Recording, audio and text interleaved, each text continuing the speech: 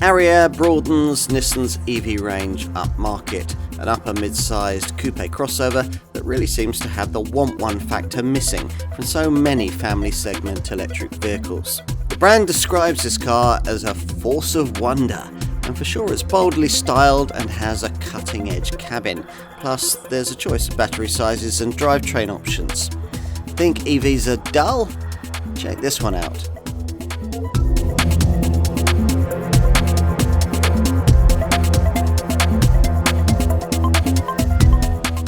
Every major brand has been developing electric vehicles over the last decade, but only a few have been doing so with actual customers, selling cars from actual showrooms. One of these brands is Nissan, who established the concept of an all-electric family car with the innovative Leaf all the way back in 2011, before bringing us a follow-up, that difficult second album, this car, the Ariya.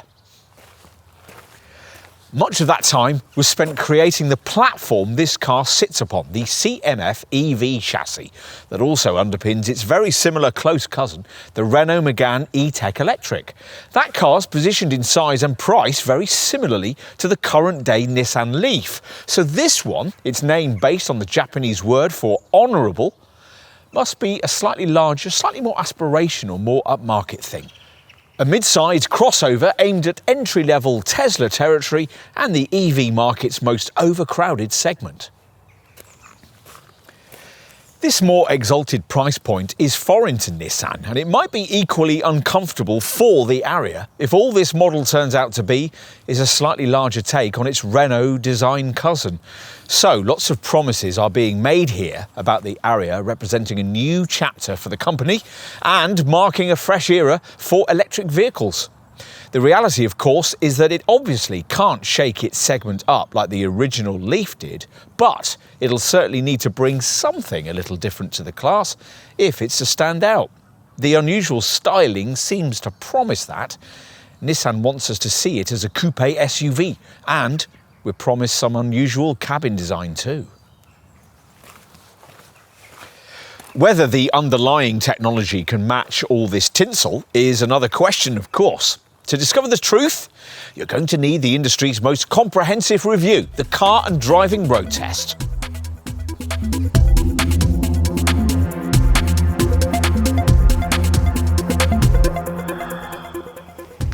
The idea here, says Nissan, is to amplify the fun-to-drive aspect of electric mobility.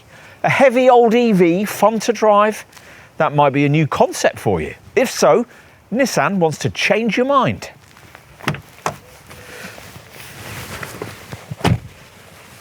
Well, let's get comfortable and see what we have here. Well, it's all very minimalist, the only obvious control being this pulsing start button by your left knee. Press it and graphics on both displays ahead of you spring to life, ending with an ad for Nissan Intelligent Mobility on the left screen and two conventional-looking virtual gauges on the right one with a little green ready signal in the left-hand dial.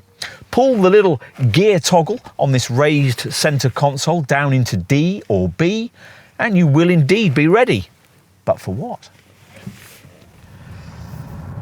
Initial feel is promising, the power delivery smooth and linear, the drive feeling solid and assured like that of a larger EV. Which is interesting, because this Ariya's 𝗙cie𝗹𝗹 EV platform is primarily designed for smaller ones, like its cousin, the Renault Megane E-Tech Electric, which is why it's based around front-wheel drive in a class where EVs are usually propelled more maturely from the rear. Nissan, of course, doesn't explain it like that, contending that this car's front-driven in its lower-powered forms to make it more secure, stable, and easy to drive. We'll see. You're also reminded of the class below by the size of the volume model's battery pack, 63 kilowatt-hours of usable capacity, in a class where 70 to 80 kilowatt-hour size battery packs are more common, which is unfortunate because it limits this Japanese contender in driving range, an area where buyers will have been hoping for a step forward. A 250-mile range figure for the volume front-driven 63 kilowatt-hour Ariya we're trying here might have seemed quite reasonable to development chief Makoto Fukada and his project team when this car was being developed, but in the cold, hard light of 2023, when the benchmark for this class has risen to well over 300 miles between charges, it looks distinctly behind the curve. And incidentally, not much of an advance over the 239-mile figure that the older generation 62 kilowatt-hour battery offers in Nissan's smaller Leaf E+. Advance these arguments to your dealer and they will be quick to point out that, unlike its Renault cousin, this car can be ordered with a bigger battery, 87 kilowatt hours in size, which boosts driving range up to a far more acceptable best possible figure of 329 miles in front-driven form. But that's a figure that, as we'll see in our cost of ownership section, quite a few obvious rivals will edge close to without the need for a substantial chunk of extra cash, which wasn't really what we were expecting given the potential efficiency benefits of the primary drive motor in use here. Nissan calls it electrically excited, which conjures up image of a toddler on a sugar rush, but actually refers to the way the rotors in the drive unit are driven by opposing magnetic fields, which relieves the motor of the need to contain heavy magnetic metals. Saving kilos ought to boost drive mileage, plus this design was supposed to make the Ariya more efficient at cruising speeds. The heavier 87 kilowatt-hour battery requires a slightly higher motor power output of 238 horsepower in the front-driven model, negated of course by the extra kilos, so the rest to 62 miles an hour figure in that version is actually a tenth slower at 7.6 seconds. To achieve this kind of acceleration, you'll need to ignore the full travel resistance from the throttle pedal and, of course, select the most sprightly of the three available drive modes, Sport, the other two being Standard and Eco. Mindful perhaps of the driving range issue we just covered, that probably isn't something a regular owner is likely to be doing very often. Unless perhaps they rather bravely elected to shell out serious coin on the most powerful of the three available Ariya drivetrains, the curiously titled 𝗙cie𝗹𝗹liche setup, which adds a further motor on the rear axle, creating, as usual with this EV format, a nominal all-wheel drive system and considerably boosting total system output, in this case to 301 horsepower, with pulling power exactly doubling to 300 newton meters. The extra weight of the 𝗙cie package does of course mandate the use of the larger 87 kilowatt-hour battery, but it doesn't stop this top Ariya feeling quite eager, 62 miles an hour from rest, dispatched in just 5.7 seconds, en route to a more modern era feeling top speed of 124 miles an hour. Driving range is up to 319 miles. In other markets, there's an uprated performance 𝗙cie variant with 389 horsepower that makes the 62 mile an hour benchmark in just 5.1 seconds. But at the time of filming, Nissan hadn't decided whether or not to offer that here. The Japanese brand is rather proud of the 𝗙cie layout, referring to it as the spiritual offspring of the clever 𝗙cie ETS torque split system used in their late great GTR supercar. Technology the brand has combined with the traction of the intelligent 4x4 setup used in their old Patrol Go Anywhere large SUV. You won't feel a night and day difference with the 𝗙cie on a trip round the block, but you'll be thankful for it in winter, a season for which an extra snow driving mode is provided for the all-wheel drive variant. The extra grip this will give in Arctic conditions will be very well worth having.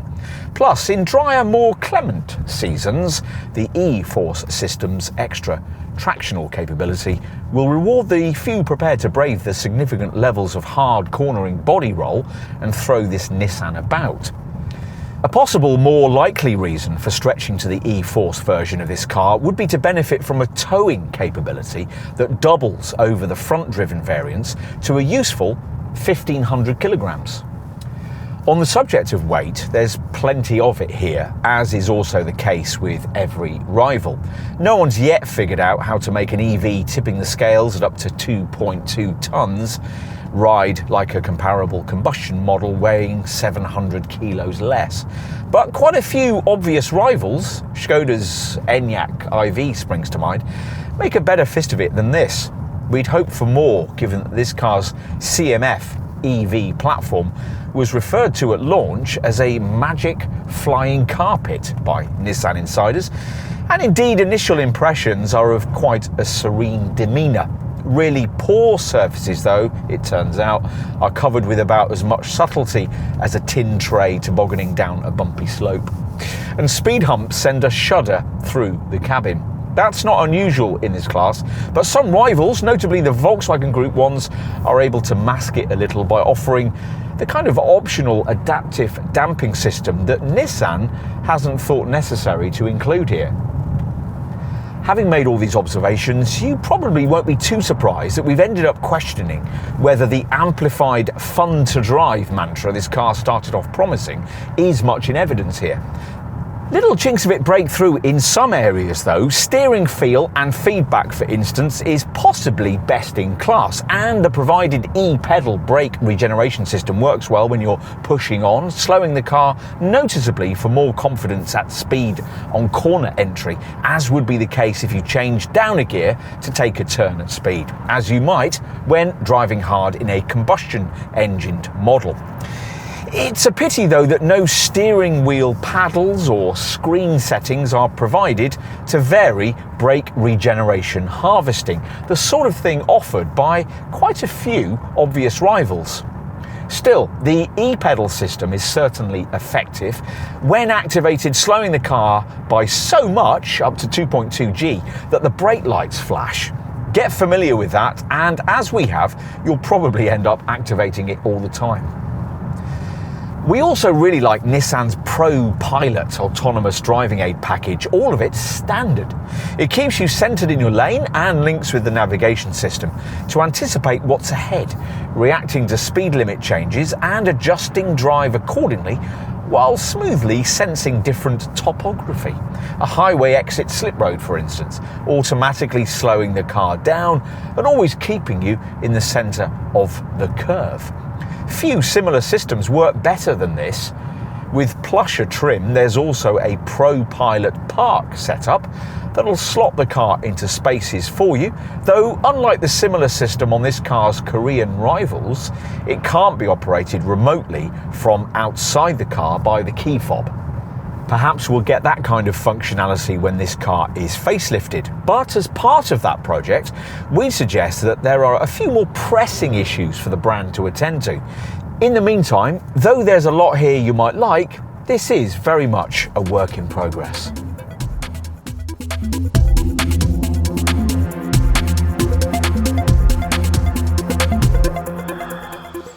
Nissan, like most of its rivals, has used the dawn of this new EV era to embrace a fresh design philosophy. This one's called timeless Japanese futurism and is supposed to be sleek, sexy and seamless. Well, it's certainly different. And the profile perspective is certainly sleek, with a sweeping silhouette that the brand insists justifies classification as a coupe SUV. Design director Giovanni Aroba and his team wanted the low, sleek profile to give the feeling that the Ariya was constantly slicing through the air.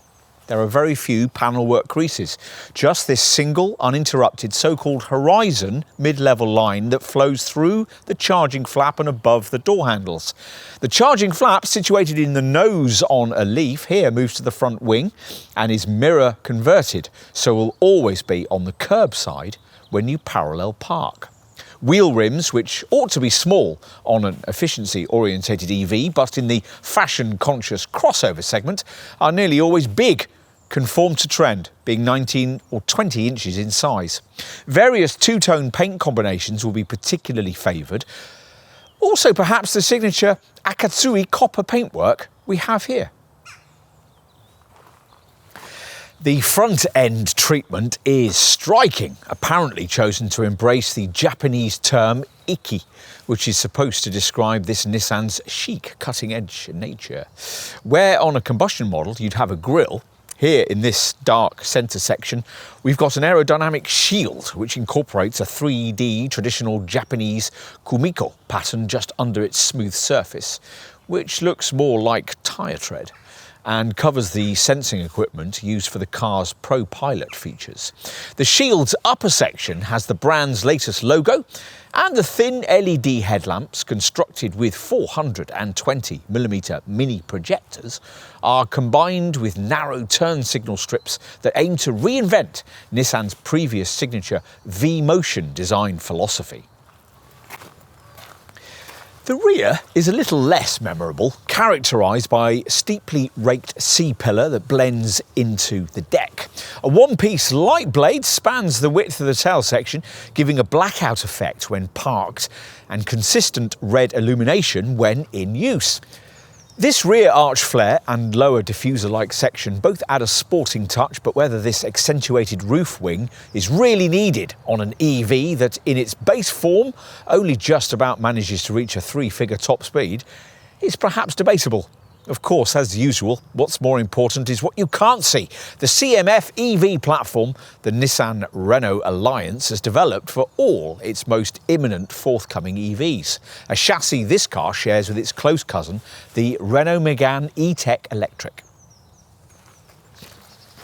Right, enough on the outside. Nissan is one of those brands that thinks an EV should look and feel futuristic from every perspective.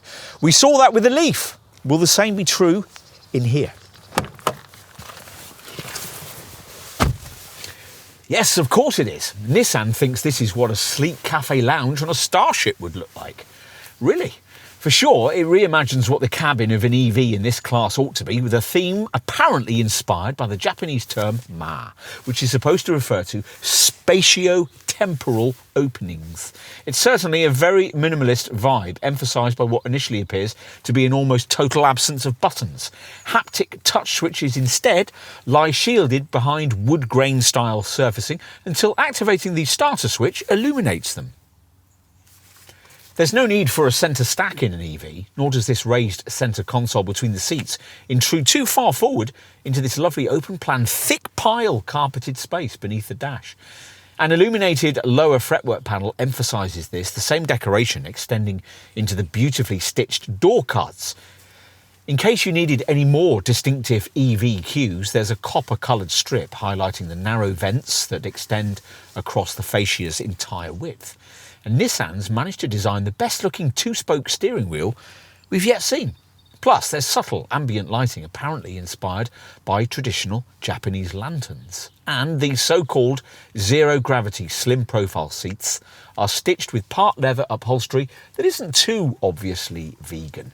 On the plusher Evolve variant, there's also a bit of kumiko cleverness, with a rather unnecessary power sliding feature for this centre console and a rather more useful compartment that electrically extends from the middle of the dash below the aircon controls, incorporating a table on which you could put, for example, a laptop so you can do some work while waiting for your car to charge.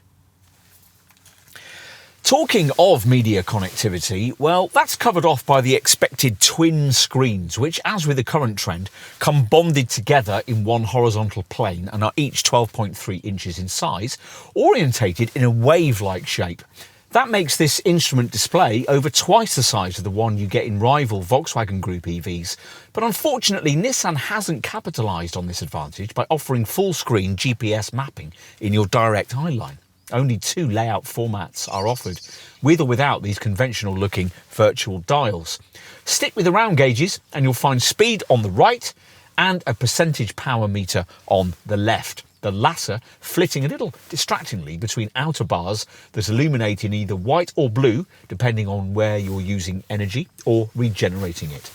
Just about anything else you might need to know is, of course, covered off by this accompanying central infotainment monitor. This has a vertical right-hand menu bar with home, nav, audio, phone and climate shortcut options on it. The latter, ventilation functions supplemented by the separated dark until activated lower haptic buttons we referenced earlier, which inevitably aren't as user-friendly as traditional buttons, a few of which remain out of sight by your right knee. The centre display follows the current infotainment trend for split-screen formats made up of customisable widgets. Here we've got a nav map accompanied by separate charging and audio sections.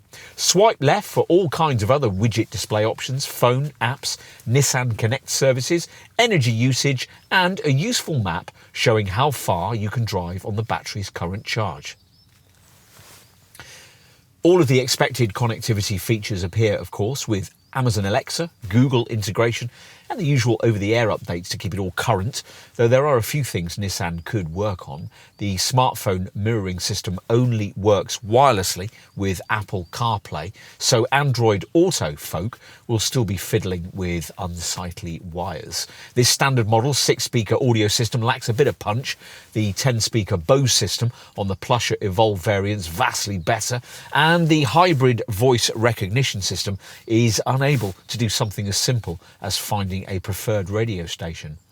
The navigation system's effective though, incorporating an intelligent route planner that calculates the best route based on various real-time factors such as traffic, road conditions, charging station availability and remaining battery charge. What else? Well, the ergonomics aren't bad, though the central armrest is unfortunately sited higher than the one on the door, which can lead to a slightly crooked driving position if you like to use them both at the same time.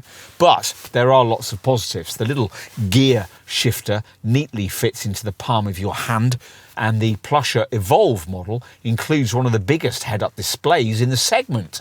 If you've opted for that pricier trim level, using the helpful Nissan Connect app, you can preset the position of the front seats, the steering wheel, and even the sliding centre console to your preference before even entering the car. And on all Arias, those thin seats are quite supportive, include powered lumbar adjustment and position you fairly high and commandingly. All-round visibility isn't bad as a result, though you might need the 360-degree bird's eye view camera and all-round sensors for some tricky parking manoeuvres because of the vast C-pillars. Cabin storage solutions are reasonable. The door pockets have incorporated bottle holders and are bigger than they look. The glove box isn't, but at least unlike most of its rivals, Nissan hasn't forgotten an overhead sunglasses compartment.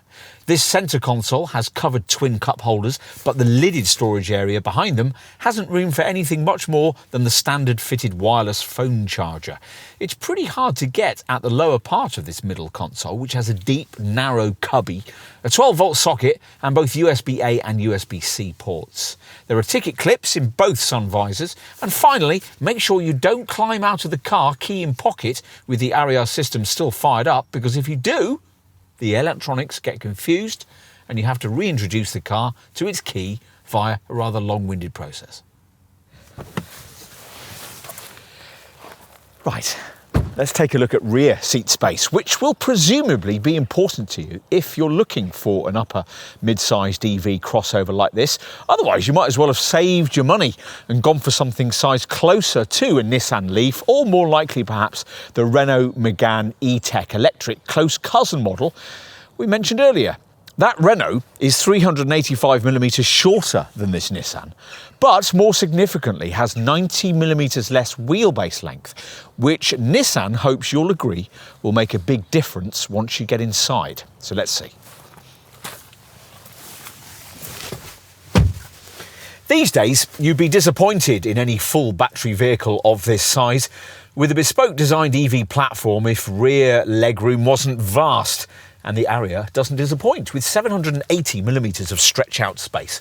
But that swept-back coupe SUV silhouette we mentioned earlier means predictably that folk over 6 foot tall are going to be sitting with their heads pretty close to the ceiling, especially if, as here, your Ariya comes with a vast twin-pane panoramic glass roof that actually opens and is optional with this base advanced trim. The 930mm rear headroom provision should be fine for most adults, though. If you choose to do without this glass top, we'd recommend you consider the optional but slightly impractical light grey upholstery option, because otherwise the combination of this dark upholstery, rear privacy glass and these huge rear C-pillars might make things a touch claustrophobic back here.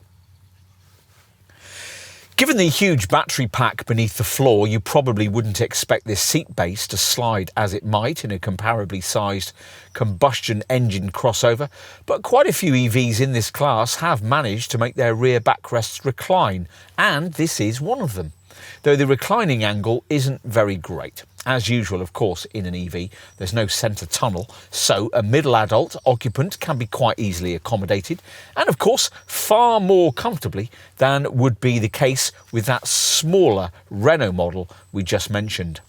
If you've a top Evolve model, the electrically sliding centre console we mentioned earlier can be eased forward to further improve the centre person's knee space. It's disappointing though that the twin vents provided in the middle back here can't work with the separate tri-zone climate controls that quite a few rivals offer, but brownie points are regained with the provision of both USB-A and USB-C ports for game-obsessed young folk. There are overhead reading lights, bottle holders in the doors, storage pockets in the seat backs, coat hooks reside in the grab handles, and there are the usual twin cup holders in this fold-out armrest.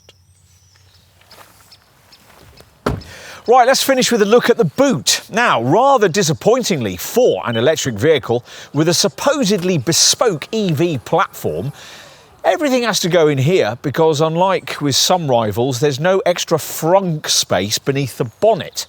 Nissan having filled that with packaging for the heating, ventilation and air conditioning system.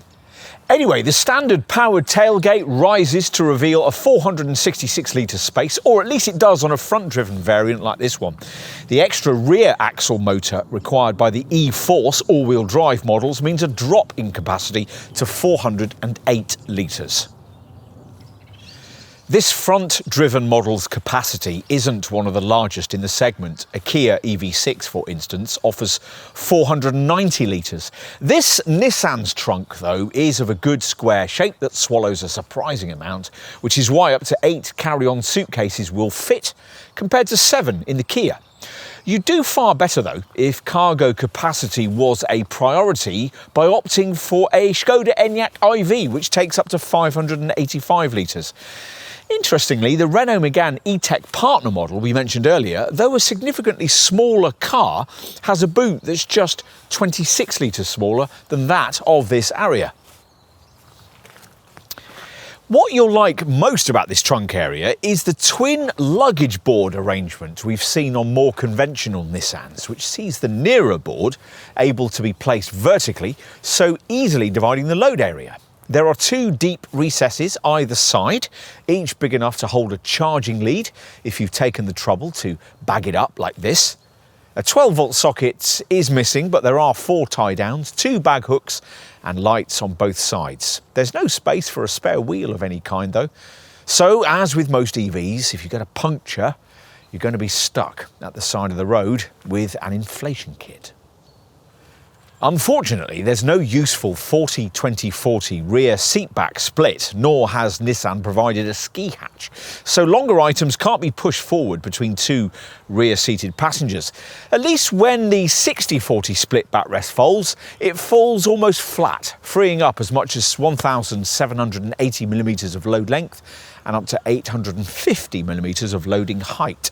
Boot capacity with the seats folded is 1,350 litres with this front-driven version, or 1,290 with the E-Force models.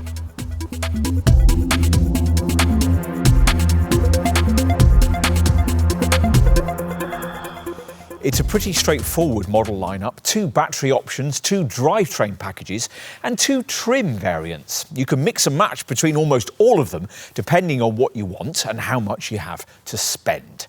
Ariya pricing starts way beyond the point where that of Nissan's top Leaf E+ models finish, which means a price structure that starts from around £46,000 for the entry-level Advance 63 kWh 214 HP version we have here, or around £52,000 if you want the same car in 238 HP form with a larger 87 kWh battery. Advance spec with that larger battery, E-Force all-wheel drive and 301 horsepower costs just under £55,000. If your preference is for plusher Evolve trim, then your Ariya in 63 kWh battery form will cost from around £50,000 or from around £56,000 with the larger 83 kWh battery. Evolve spec with that larger battery and E-Force all-wheel drive costs just under £59,000. All the prices we've just given were correct at the time of this test in early 2023. Given the inflationary nature of EV pricing just at present, who knows what they'll be pitched at by the time you come to view this film. Still, thanks to the quite encouraging predicted residual values we'll tell you more about in our cost section, Nissan's monthly finance rates are very competitive. As we filmed, starting from £629 monthly on the expected best-selling Evolve 87 kWh version with 5.81% APR and £6,616 customer deposit over 37 months with 10,000 miles of annual mileage. Unlike other reviews that lazily quote prices without any kind of segment value perspective, we take the time in these films to survey the sector and tell you how the value of each car we test really stacks up. But before doing so, we'd encourage you to ask yourself whether you really do need an upper mid-range EV than a more conventional mid-range one, or to put it another way, an Ariya-sized model of this sort rather than a Leaf-sized one. That's a particularly pertinent question here because if you're looking at a base 63 kWh Ariya like this one, virtually all of the same engineering can be had in a Renault Megane E-Tech Electric costing from £37,000. Yes, that Renault is a more compact car, 385mm shorter to be exact, but its boot is just 26 litres smaller. If you can cope with that difference, even the ritziest version of that Megane will save you around £4,000 on the most sparsely furnished version of this Nissan. If you're able to live with a Megane-sized model rather than an Ariya-sized one, we'd also suggest you consider a car you might find on the other side of your Nissan dealer's showroom. The clever e-Power version of the brand's familiar 𝗙cie family crossover. This isn't an EV, more a kind of hybrid, though it can't be plugged in. It is a bit like an EV, though, in that the engine, 1.5 litres in size, never actually drives the wheels. Its role instead being to power a front-mounted motor that propels the car along. As we filmed, 𝗙cie e-Power pricing started from around £33,500, so about £12,500 less than the cheapest Ariya. But, like that Megane, it's really more of an alternative to that more compact Nissan Leaf EV we mentioned earlier, which in its largest battery E+ guise prices in the same kind of bracket. All of which is interesting and, we would argue, relevant to the purchasing decision, but we're not really here to talk about alternatives in the class below the one in which this Ariya competes, so let's get on and give you some guidance in comparing like with like. The EVs in this segment, the Ariya really is targeted against. If you're wanting a battery over 60 kWh in size, then this Nissan's £46,000 price starting point is where entry-level versions of an awful lot of rivals also start, by which we mean cars like rear-driven versions of Tesla's Model Y, Kia's EV6, Hyundai's Ioniq 5, Toyota's BZ4X, the Polestar 2, the Volvo C40, and 77 kWh versions of the Skoda Enyaq iV and the Volkswagen ID4. A rear-driven Tesla Model 3 or a base Mercedes EQA 250 Plus wouldn't save you much at this price point either. But you'd need around £5,000 more for a base Ford Mustang Mach-E, BMW i4 or Audi Q4 40 e-tron, or around £10,000 more for a base Genesis GV60. Where this Ariya hits problems, though, in this base 63 kilowatt-hour form is with its 223-mile EV driving range. Nearly all the rivals just quoted have a driving range well into the 300s. And for that, as we suggested earlier, you'll need to pay Nissan nearly £6,000 more for a larger 87 kilowatt-hour battery. A slightly different set of rivals meet the Ariya when ordered in E-Force all-wheel drive form, which, guys, you have to have the larger 87 kilowatt-hour battery. As we said earlier, the starting price for this Nissan in that form is around £55,000. And as we filmed, most opposition models with all-wheel drive and similar power outputs were all grouped around the £50,000 price point, which means all-wheel driven versions of models like BMW's iX1, Subaru's Solterra, Tesla's Model 3, Volkswagen's ID4, Škoda's Enyaq iV, Hyundai's Ioniq 5, Kia's EV6 and Toyota's BZ4X. Dual motor versions of the Tesla Model Y, the Mercedes EQA and the Polestar 2 undercut an Ariya E-Force by a couple of thousand, and you'd need only a couple of thousand more than Nissan asks for an E-Force to get yourself a base spec all-wheel drive Audi Q5 50 e-tron or Genesis GV60. Ultimately, of course, it all comes down to the deal you're offered. And since most EVs are bought on leasing and PCP schemes, you could argue with some justification that monthly finance costs are a far better parameter of value these days than outright purchase figures. As we said earlier, the Ariya stacks up well in this area, so if you're convinced by that, then you'll be wanting to know just how generous Nissan has been with standard spec. So let's take a closer look at that now. We'll start with features common to all Ariya models. As you'd expect in this day and age, LED tech characterises the headlights, the tail lamps and the front fog lights. You get big 19-inch wheels with aero covers, and the glass is of the super UV infrared cut variety and is rear privacy shaded. Plus, you get a heated front windscreen, power folding mirrors, rain sensing wipers, a powered tailgate and an alarm.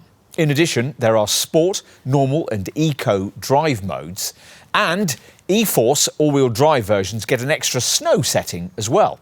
In addition, all Ariyas feature an e-pedal system that allows you to do most of your driving with just the accelerator. And all variants include a wide range of camera safety features, which we'll cover for you in a few moments' time. Plus, Nissan throws in a heat pump, which will keep driving range optimal in really cold weather. And that's a feature some other brands charge a lot more for. As always, of course, with an EV, there's an app so that you can preset the climate system, access remote interactive services, and schedule home charging from your smartphone. In this case, it's called the Nissan Connect Services app. For manoeuvring, you get all-round parking sensors and an around view monitor with moving object detection. This provides a virtual 360-degree bird's eye view graphic, which alerts you if you're about to come close to static or moving objects, say a post, a pet, or more seriously, a child. Should that warning be ignored, a rear automatic braking system will stop the car automatically. Semi-autonomous driving kit includes intelligent cruise control, which works not only with an adjustable speed limiter, but also with Nissan's well-proven ProPilot Assist system, which can virtually take over driving for you at cruising speeds. An incorporated traffic jam pilot system does the same thing in stop-start traffic queues, so the car will take the strain out of the morning commute. Inside every Ariya, there's a 12.3-inch instrument screen, automatic dual-zone climate control, a wireless phone charger, a plasma cluster iron air purifier, and LED ambient lighting. There's also heat for the front seats and steering wheel, and the driver's chair gets powered lumbar support. For the boot, Nissan also includes its clever twin luggage board system and a powered tailgate. The 12.3-inch central infotainment screen includes over-the-air updates, 4G connectivity and navigation with an intelligent route planner. Plus, there's smartphone mirroring, which is wireless with Apple CarPlay and cabled with Android Auto. There's also a virtual personal assistant voice control system, which works with Google Assistant, is integrated with Amazon Alexa, and responds to the command "Hello Nissan" or "Hey Nissan." If you can stretch from this advanced grade to plusher Evolve spec, the kit quota ramps up considerably, of course. There's a huge twin-paned electric panorama sunroof, and in place of the fabric and synthetic leather upholstery used on the advanced version, you get seats that instead mix the synthetic leather with ultra-suede inserts. At Evolve level, Nissan also adds adaptive beam assist for the headlights and sequential turning lights, plus a 10-speaker Bose audio system upgrade and a ProPilot Park system that will take over steering, accelerator and brakes as it slots your Ariya automatically into bays and parallel spaces. Other niceties include a head-up display, powered steering wheel adjustment, and two cabin features the brand is particularly pleased with: a power sliding centre console and a clever power centre storage feature with a table. There's also an intelligent rear-view mirror, which allows you to digitally see what's happening behind the car thanks to a built-in LCD monitor in the central mirror panel. Evolve spec Ariyas also get extra interior illumination, heated rear seats and memory functions for the door mirrors, seats, steering wheel and infotainment settings. On to options. Now, there are front and rear styling plates if you want to make the car stand out a little more, and you can add welcome lights, exclusive floor mats and premium kick plates for the door sills. If you don't like the cabin's rather sombre vibe, you can swap the black upholstery for a less practical light grey shade. And with top Evolved spec, you can add upholstery partly trimmed in blue Napa leather of the real variety. Many owners will want to add the roof crossbars that will allow them to fit a roof box, a roof-mounted bike carrier and a ski carrier. And for the boots, you can add a luggage entry guard, a reversible trunk liner, in-car carrier bars that will better allow you to separate out the cargo bay, and full trunk protection, including a mat that folds forward to protect the bumper. Nissan will also sell you an AC home wallbox charger, and you can also fit a tow bar, not always a given with an EV, though you probably won't be doing that with a front-driven version like this one because it can only tug along up to 750 kilos. As usual these days, most of the available colours cost extra, and your dealer will be trying to persuade you to choose one of the two-tone combinations which feature a pearl black roof. We've got that here, as you can see, matched to Akatsuki copper paintwork imagined especially for the Ariya, a shade Nissan tells us is a colour supposed to express the moment just before dawn as the sun marks the beginning of a new day. The colour also apparently referencing conductivity and the dawn of the new automotive era. The pearl black roof is also available with three other body shades: warm silver, burgundy and white pearl. And whatever your preference, there's the option of larger 20-inch wheels if you want them. On to safety. Now, all Ariyas get Nissan's latest suite of Safety Shield camera safety equipment, and the front grille houses a whole range of sensors that drive the brand's ProPilot driver assistance systems. There's a lot here, so let's try and guide you through it. You'd expect an advanced autonomous braking system on a car of this sort these days. And sure enough, this intelligent emergency braking setup obliges, recognising pedestrians and cyclists and incorporating junction assist so that the brakes will also be automatically applied if you dangerously turn out in front of another vehicle at an intersection. It also incorporates intelligent forward collision warning, a setup that detects a braking car 2 vehicles ahead, prevent multi-car accidents by raising an alert, and if necessary, automatically applying the brakes. There's also intelligent blind spot intervention, which will warn you if there's traffic in the blind spots diagonally behind the rear of the car, and if necessary will apply corrective braking to bring the vehicle back into lane if you attempt to move into the path of a detected vehicle. There are intelligent lane keep assist and intelligent lane intervention systems to keep you in lane, and you get an intelligent driver alertness feature to keep you awake. There's traffic sign recognition, and high beam assist is provided to automatically dip your headlights for you at night. Plus, rear cross traffic alert warns you of oncoming vehicles when you're reversing out of a space. It's all very reassuring.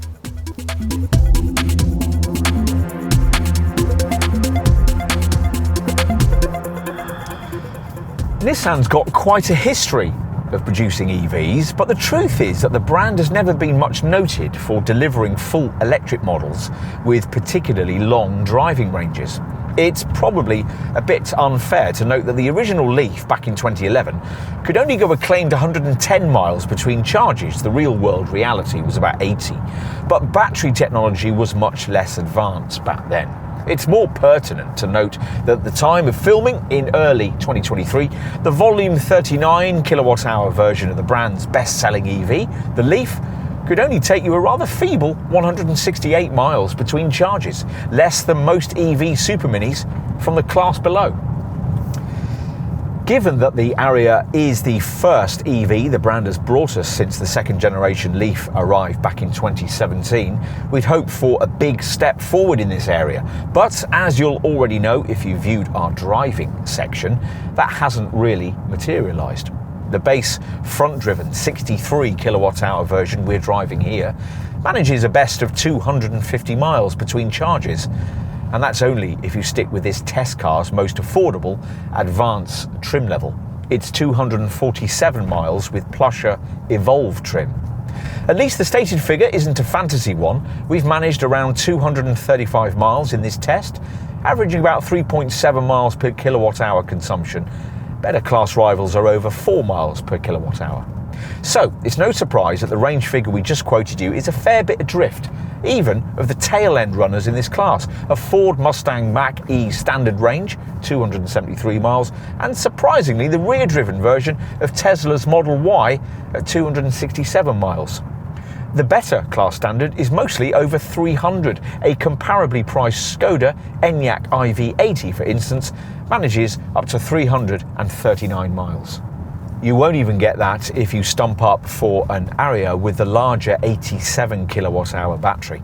That model's front-driven rated at 329 miles in advanced form or 322 miles in Evolve form. An 87 kilowatt-hour Ariya with E-Force all-wheel drive manages up to 319 miles in advanced form or 314 miles in Evolve form. Again, some class perspectives needed. A base dual motor all-wheel drive Polestar 2 these days will take you up to 368 miles between charges. With a base dual motor all-wheel drive Tesla Model 3, it'd be up to 374. So, Nissan's got some catching up to do. The 130 kilowatt charging speed is reasonably class competitive though, on a par with rivals from Volkswagen, Skoda and Toyota, who, like this Nissan, persist with a conventional 400 volt electrical architecture for their EVs. Hyundai Motor Group contenders in this class, like the Kia EV6, the Hyundai Ioniq 5 and the Genesis GV60, use a more modern 800 volt system which enables those cars to charge at up to 233 kilowatts, but only at ultra rapid chargers that currently are rarer than hen's teeth in our market, so this Ariya's charging speed at a normal rapid charger should be fine for most folk. That's 31 minutes to charge from 10 to 80% for this 63 kilowatt hour model, which has a rather small 7.4 kilowatt onboard charger. Hooked up to a 7.4 kilowatt garage wall box, you'll need 10 hours. With the bigger batteried 87 kilowatt hour models, it'd be 10 to 80% in 35 minutes from a rapid public charger, or 14 hours from a 7.4 kilowatt wall box. A nice touch is the inclusion of an LED inspection light in the car's charging point, so that owners won't have to rely on street lighting to connect their cars to an electric source at night. That charging point is thankfully a modern CCS plug rather than the Leaf's outdated 𝗙cie𝗹𝗹cie socket. Nissan has partnered with Eon Drive and Podpoint to offer simple financing options for home wallbox installations. Out on the road, you'll only approach the range figures given earlier if you keep the car in its most frugal eco driving mode and permanently engage both the B drive setting and the E-pedal max brake regeneration feature. The E-Force variants have rear motor braking too, so can harvest even more energy back to the battery off throttle or when you're slowing down. The left-hand instrument gauge shows miles per kilowatt consumption, and there's a selectable eco setting screen on the instrument panel display that can graphically show your recent efforts at frugality or otherwise. On the center monitor, you can also select a useful map showing how far you can drive on the battery's current charge. Like all EVs, you'll be benefit in kind tax rated at just 2% based on this full battery model's supposed zero emission status, which of course, unless you're drawing from solar power, is a tag that no EV can ever really justify. The coal-fired energy generation environmental cost of the electricity this Nissan consumes is better illustrated by an actual CO2 figure of about 31 grams per kilometre. What else? Well, as with every EV, you'll be free of congestion charging and road tax, but only until 2025. And as we mentioned in our market section, predicted residual values are quite encouraging, a 57% forecast over 3 years and 36,000 miles for an advanced version like this, or 56% over the same period for plusher Evolve trim. That's an improvement on what you get from most obvious rivals. A Škoda Enyaq iV would retain around 52% over the same period, while with a Hyundai Ioniq 5 it'd be around 54%. The warranty is a conventional 3-year or 60,000 mile affair, which is some way behind the 5 and 7-year coverage packages, respectively offered by Hyundai and Kia in this segment, or the package of up to 10 years promised by Toyota. The battery of this Ariya is covered by a separate 8-year or 100,000 mile policy. Servicing is every year or 18,000 miles, whichever comes first, so you'll save a bit on that compared to a combustion engined model. And Nissan offers an enhanced servicing plan, which can be had with either 2, 3 or 4-year packages. Customers can make a single payment or pay with flexible instalments starting from around £20 a month. What you gain in lower servicing charges, though, you'll probably lose again when it comes to insurance costs. Brokers still terrified of the heavy collision potential accident costs of EVs. The Ariya is rated at Group 30A for a base 63 kWh advanced model like this. It's 31A for the same car with plusher Evolve trim. For an Ariya model with the larger 87 kWh battery and front-wheel drive, it'd be Group 34A or Group 41A with an E-Force all-wheel drive. An Ariya 87 kWh E-Force performance model would be Group 43A. To give you some segment perspective, that's about the same as you'd pay to insure a rival Hyundai Ioniq 5, but a little more that you'd pay to cover rivals like Volkswagen's ID4 and Škoda's Enyaq iV.